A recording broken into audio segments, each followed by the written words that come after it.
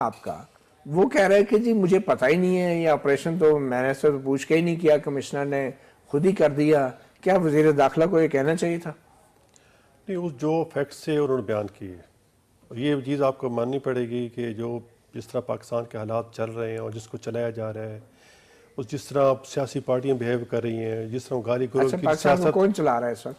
पाकिस्तान तो हुकूमत मुस्लिम लीग नून की हुकूमत और अल्लाह ताला सब तो पहले अल्लाह ताला उसका मुस्लिम लीग नून की हुकूमत चला रही है और उसको चलने नहीं दिया जा रहा। मुख्तलिफ अच्छा, तरीके से अच्छा। रुकावटें खड़ी की जा रही हैं। कौन रुकावटें खड़ी कर रहा है? मुख्तलिफ सबसे पहले सियासी पार्टियाँ हैं, उसके बाद खान फिर और वो बाहर से कुछ साथ से हो रही हैं, मुख्तलिफ इदारे हैं। अच्छा, ये हाई कोर्ट के मौजूद जज ने आज अपने फैसले में भी लिखा है कि उनको इस बात की भी रिपोर्ट दी जाए कि जब पुलिस धरने वालों को काबू करने वाली थी और आखिरी मरहले पे थी, तो अचानक ही कहीं से कोई सपोर्ट आई है और कोई फोर्स आई है जिन्होंने पुलिस वालों को वापस मार के भगा दिया है।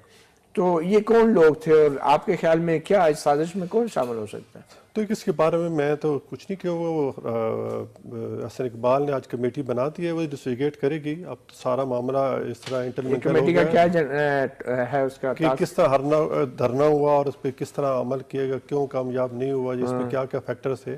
हसन इकबाल ने कमेटी बनाई है कि मेरी नाकामी की क्या वजूहत है, ये मालूम धरने में ये क्या नाकामी नहीं है। देखो